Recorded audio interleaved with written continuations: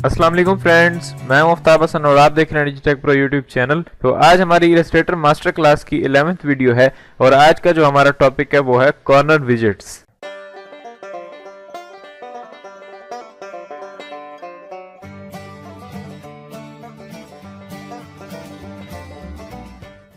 तो corner widgets क्या होते हैं, यानी कॉर्नर्स आप किस तरह से स्मूथ बना सकते हैं, वो आज की इस वीडियो के अंदर हम देखेंगे। जैसे कि यहाँ पे आप देखें तो मेरे पास इलस्ट्रेटर ओपन हो चुका है और यहाँ पे मैंने अपना ये आर्टबोर्ड रखा हुआ है A4 साइज का, आई थिंक लेटर साइज है ये।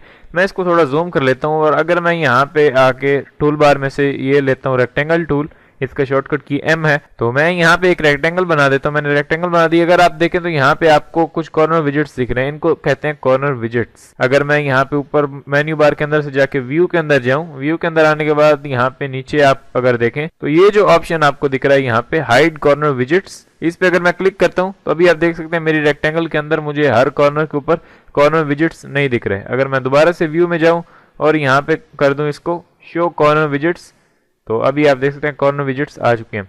अगर मैं इसी सेलेक्ट रखूं इस रेक्टेंगल को और यहाँ पे कॉर्नर विजेट्स को पकड़ के इस तरह से अंदर की तरफ ड्रैग करूं तो आप देख सकते हैं मेरे कॉर्नर जो है वो राउंड होते जा रहे हैं और ये एक राउंडेड रेक्टेंगल बन चुकी है। अगर मैं इस तरह से फुल कर दूं तो बिल्कुल ही ये इस तरह से राउंड कर देगा।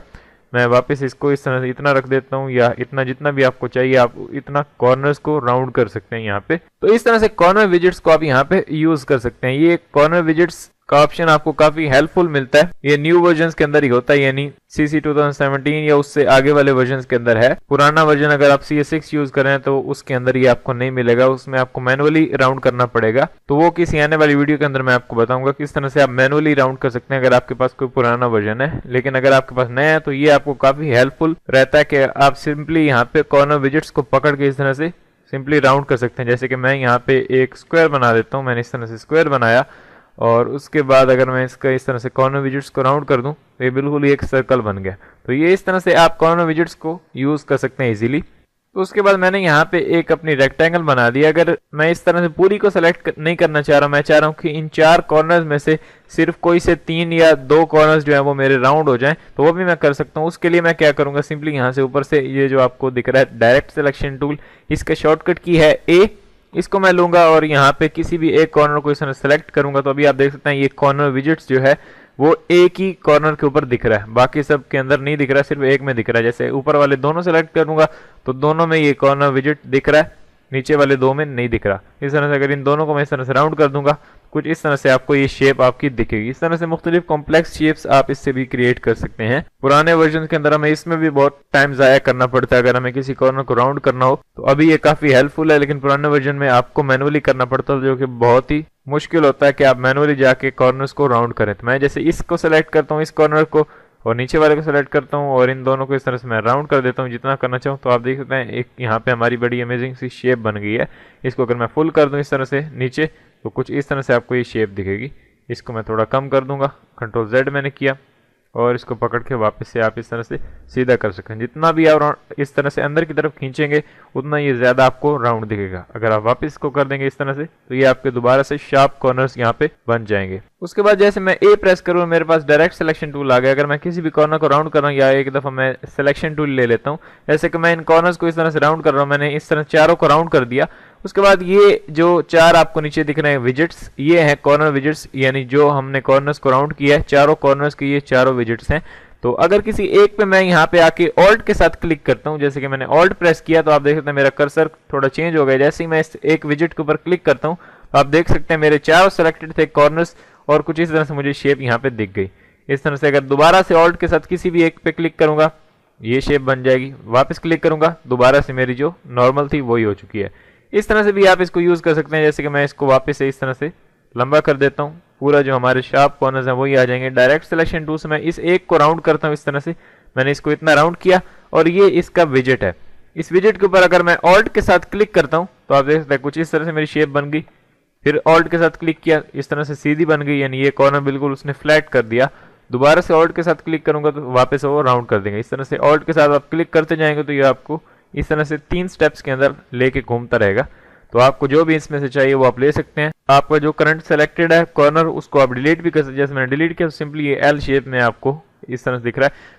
तो कॉर्नर विजिट के ऑप्शन को आप किसी भी एंकर पॉइंट के ऊपर यूज कर सकते हैं। जैसे कि मैं यहाँ पे क्लिक करता हूँ कर्वेचर टूल से, यहाँ पे क्लिक करता हूँ, अंदर मैंने यहाँ पे आके एक डबल क्लिक कर दिया और उसके बाद यहाँ पे क्लिक करता हूँ, फिर इस तरह से मैं इसको यूज कर सकता हूँ। इस तरह से जैसे मैंने क्लोज कर दिया। अब मैं अगर डायरेक्ट सिलेक्शन टूल लेता हूँ तो आप देख सकते हैं बाकी सब तो मेरी स्मूथ कर्व्स हैं, लेकिन यहाँ पे आप देखें तो ये जो एक शार्प कर्व है इसके ऊपर उसने मुझे वो विजेट ला के दिया ताकि मैं इसको इजीली राउंड बना सकूं। जैसे मैं इसको इस तरह से राउंड कर देता हूं तो ये कर्व भी अभी काफी यहाँ पे स्मूथ हमें दिखने लगी है। जैसे आप ये देख सकते हैं एक प्रॉपर शेप हमारी बन गई है, पहले ये इस तरह से कॉर्नर था।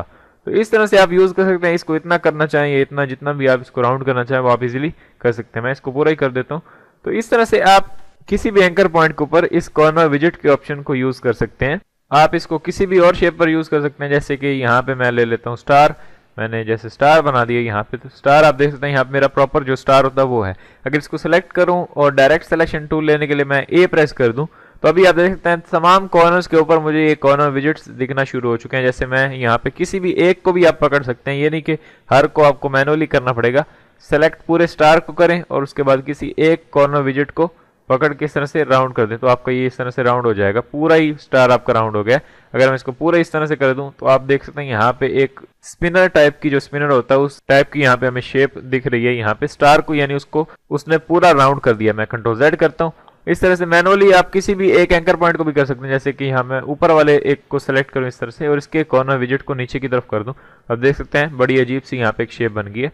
जैसे आप दो को करना चाहें, मैंने इसको सेलेक्ट किया, शिफ्ट दबा के इसको सेलेक्ट किया, फिर शिफ्ट को मैं दबा के रखूंगा और इन सब को सेलेक्ट कर दूंगा इस तरह से, बाहर वाले सब कॉर्नर्स को, और इनको इस तरह से राउंड कर दूंगा। अब देख सकते हैं अंदर वाले कॉर्नर्स हमारे शार्प हैं लेकिन ऊपर वाले हमारे राउंडेड हो चुके हैं। तो इसको जितना आप राउंड रखना चाहें उतना रख सकते हैं। तो ये मैंने इसको इस तरह से राउंड कर दिया। जैसे अंदर वाले मैं सेलेक्ट करूँ, इसको सेलेक्ट किया, शिफ्ट दबा के मैं सबको सेलेक्ट कर लूंगा, इसको भी, और यहाँ से एक को पकड़ के मैं इस तरह से राउंड कर दूंगा। आप देख सकते हैं बहुत ही ये बेकार सा एक शेप बन गया। इसको अगर मैं इस तरह से कर दूं तो अभी ये देख सकते हैं, अगर मैं यहाँ पे नीचे वाले एंकर पॉइंट को सेलेक्ट करूँ, इसको इस तरह से नीचे की तरफ कर दूं तो अब आपको ये कुछ अजीब सी शेप यहाँ पे बन के दिख रही है। इसको मैं इसको डिलीट कर देता हूँ यहाँ पे। तो गाइस यहाँ पे आप देख सकते हैं मेरे पास एक राउंडेड शेप यहाँ पे है जिसके दो कॉर्नर्स मैंने यहाँ पे राउंड किए हैं। एक कॉर्नर को मैं सेलेक्ट करता हूँ और यहाँ पे ये जो आपको एक विजेट दिख रहा है इसके ऊपर अगर मैं डबल क्लिक करता हूँ तो मेरे पास एक कॉर्नर्स का एक डायलॉग बॉक्स यहाँ पे छोटा सा आ जाता है। इसमें ऊपर अगर आप देखें तो यहाँ पे वही 3 शेप्स दिख रही हैं जो हम ऑल्ट के साथ जब इसके ऊपर क्लिक करते थे तो हमें मुख्तलिफ शेप्स वो देता था, वही यहाँ पे दिख रही है। जैसे कि मैं इस पे क्लिक करूँ तो आप देख सकते हैं इस तरह से आपको वो शेप देगा। इसको सेलेक्ट करूँ तो ये देगा, इसको वापस सेलेक्ट कर दूँ, कोई सा भी मैं यहाँ पे प्रीसेट यूज कर सकता हूँ। उसके बाद यहाँ पे रेडियस आप देख सकते हैं, इसको अगर मैं इंक्रीज करता हूँ तो आप देख सकते हैं ज्यादा वो राउंड करता जा रहा है। अगर मैं इसको इस तरह से मिनिमम कर देता हूँ तो आप देख सकते हैं ये 0 पे आके बिल्कुल ही शार्प हमारा कॉर्नर हो रहा है। उसके बाद थोड़ा सा मैं इसको रेडियस बढ़ा देता हूँ ताकि थोड़ा राउंड सा ये हमें रिजल्ट दे इतना। और उसके बाद नीचे यहाँ पे राउंडिंग दी हुई है। राउंडिंग किस तरह से, इस तरह से रखना चाह रहे हैं एब्सोल्यूट राउंडिंग या फिर यहाँ पे रिलेटिव राउंडिंग। तो रिलेटिव मैं अगर करता हूँ और उसके बाद रेडियस थोड़ा कम करता हूँ तो आप देख सकते हैं रिलेटिव राउंडेड ये हमारी यहाँ पे करेगा, लेकिन हमें यहाँ पे फुल एब्सोल्यूट राउंडिंग चाहिए। मैं इस पे क्लिक कर देता हूँ, मैं इसको सिंपली ओके कर देता हूँ। ये इसके अंदर कुछ चीजें थी जो मैंने अभी आपको बताई, मैं इसको ओके करता हूँ। इस तरह से आप इस कॉर्नर विजेट्स के ऑप्शन को यहाँ पे यूज कर सकते हैं। मैं इसको डिलीट कर देता हूँ। उसके बाद एक और मैं आपको जबरदस्त यहाँ पे टिप एक देता चलूँ कि यहाँ पे अगर मेरे पास ये एक रेक्टेंगल है और उसके बाद पहले जो आप एक छोटा डायलॉग बॉक्स देख रहे थे कॉर्नर्स का, वो मैंने डायरेक्ट सिलेक्शन टूल से लिया था। जैसे कि अभी मेरे पास सिलेक्शन टूल है। अब अगर मैं किसी भी यहाँ पे एक विजेट के ऊपर डबल क्लिक करता हूँ तो मुझे यहाँ पे ट्रांसफॉर्म का पैनल दिख रहा है, बजाय इसके कि वो छोटा कॉर्नर वाला पैनल मुझे दिखे, मुझे ट्रांसफॉर्म का पैनल यहाँ पे दिख रहा है। अगर मैं ए प्रेस करता हूँ डायरेक्ट सिलेक्शन टूल से इस विजेट पे क्लिक करता हूँ तो आप देख सकते हैं ये हमें कॉर्नर बॉक्स हमें यहाँ पे दिखता है, लेकिन इसको मैं कैंसिल कर देता हूँ। अगर वी प्रेस करके मैं सिलेक्शन टूल से डबल क्लिक करूंगा तो मुझे ट्रांसफॉर्म दिखेगा। तो यहाँ पे ये ट्रांसफॉर्म दिख रहा है। अब ये क्या है इसके अंदर हम देख लेते हैं। जैसे कि यहाँ पे नीचे आप देखें ऊपर वाली चीजें हमारी काम की नहीं है। यहाँ पे ये रेक्टेंगल का साइज वगैरह दिया हो उसको आप खुद भी देख सकते हैं। यहाँ पे रोटेशन वगैरह इसके बारे में हम पहले भी बात कर चुके हैं कई दफा, लेकिन यहाँ पे अगर आप देखें तो ये कॉर्नर टाइप है, ये कॉर्नर टाइप है, ये कॉर्नर इस तरह से। ये जो हमारा कॉर्नर है ये वाला जो आपको वैल्यू दिख रही है ये है वैल्यू है हमारे लेफ्ट टॉप वाले कॉर्नर की, और ये जो नीचे आपको वैल्यू दिख रही है ये हमारे लेफ्ट बॉटम कॉर्नर की, और ये हमारे राइट बॉटम की, और ये राइट टॉप की। तो इस तरह से ये आपको 4 कॉर्नर्स यहाँ पे भी दिख रहे हैं, इनकी यहाँ पे वैल्यू दिख रही है। अगर मैं इसको इंक्रीज करता हूँ, मैंने इसको यहाँ पे डीसेलेक्ट किया, इस एक कॉर्नर को मैं इस तरह से सेलेक्ट करता हूँ। अगर आप इसकी वैल्यू बढ़ाते हैं, इसके अंदर यहाँ पे अगर आप देखें तो लिंक कॉर्नर रेडियस वैल्यू दी हुई है, इसको अगर मैं क्लिक कर देता हूँ, अभी ये लिंक नहीं है। अगर मैं किसी एक की वैल्यू को इस तरह से बढ़ाता हूँ तो आप देख सकते हैं ये वाला कॉर्नर मेरा इस तरह से बढ़ रहा है और कम हो रहा है। इसको बढ़ाता हूँ तो ये वाला हो रहा है, इसको बढ़ाता हूँ तो ये वाला, इसको बढ़ाता हूँ तो ये वाला। इस तरह से मुख्तलिफ वैल्यू को आप यहाँ पे चेंज कर सकते हैं। अगर आप सबको अलग अलग वैल्यू पे रखना चाह रहे हैं तो आप यहाँ पे सिलेक्शन टूल से अपने कॉर्नर विजिट के ऊपर क्लिक करें, डबल क्लिक करें और यहाँ पे आपके पास ट्रांसफॉर्म का पैनल आ जाएगा, यहाँ से आप कर सकते हैं। लेकिन ये तो वही सेम बात है, यानी वहां से करें यहाँ से करें, वो एक ही बात है। लेकिन यहाँ पे जो एक चीज देखने की है वो है स्केल कॉर्नर। स्केल कॉर्नर अब क्या है, जैसे कि ये अनचेक है अभी स्केल कॉर्नर, अगर मैं इसी को छोटा करता हूँ यहाँ पे तो आप देख, जैसे मैंने छोटा किया तो बहुत ही बेकार सी हमारी ये रेक्टेंगल को उसने बिल्कुल ही खराब कर दिया। लेकिन अगर मैं स्केल कॉर्नर पे यहाँ पे चेक लगा दूं, ये जो आपको चेक दिख रहा है, इस ऑप्शन को मैं चेक कर दूं और अब अगर मैं इसको छोटा करता हूं तो वो कॉर्नर्स को भी साथ में स्केल करेगा और हमारी रेक्टेंगल को सेम प्रोपोर्शन के अंदर वो छोटा करेगा, यानी उनका जो स्केल है वो इधर उधर होने नहीं देगा। हमारे कॉर्नर्स बिल्कुल वैसे ही रहेंगे जैसे बड़ी रेक्टेंगल के थे, छोटी कर दूंगा तब भी वैसे ही रहेंगे, हमारे कॉर्नर्स पे कोई इफेक्ट नहीं पड़ेगा। लेकिन ओवरऑल हमारी रेक्टेंगल का साइज जो है वो छोटा हो जाएगा। अगर मैं स्केल कॉर्नर को अनचेक कर दूं और अब अगर इसको छोटा करूं तो आप देख सकते हैं बहुत ही बेकार उसने कर दिया और हमारे चारों कॉर्नर्स जो है वो खराब हो चुके हैं यहाँ पे। तो ये ऑप्शन आपके लिए काफी हेल्पफुल है, आप इसको चेक की कर दे। मैं भी इसको कर देता हूँ यहाँ पे चेक और अभी मैं इस ट्रांसफॉर्म के पैनल को यहाँ पे क्लोज कर देता हूँ। तो ये ऑप्शन काफी हेल्पफुल है। अगर मैं इसको छोटा करता हूँ तो कोई प्रॉब्लम नहीं हो रहा मुझे, यहाँ पे मेरे कॉर्नर्स तमाम बिल्कुल वैसे ही रहेंगे, जितना मैंने उनको राउंड किया वही रहेगा, बस उसका ओवरऑल स्केल जो है वो चेंज हो जाएगा। उसके बाद अभी तो हमने यहाँ पे सिलेक्शन टूल से इस पे डबल क्लिक करें तो ट्रांसफॉर्म का पैनल आता है, इसको आप क्रॉस कर दें और मैं यहाँ पे ऊपर मेन्यू बार के अंदर से सिंपली विंडो के अंदर जाऊंगा और विंडो के अंदर जाने के बाद यहाँ पे नीचे मुझे ट्रांसपेरेंसी के ऊपर यहाँ पे दिख रहा है ट्रांसफॉर्म का पैनल, शिफ्ट F20 इसका शॉर्टकट है, इसमें मैं क्लिक करता हूँ तब भी ये मेरा ट्रांसफॉर्म का पैनल ओपन हो जाता है और यहाँ से भी आप इसको एक्सेस कर सकते हैं।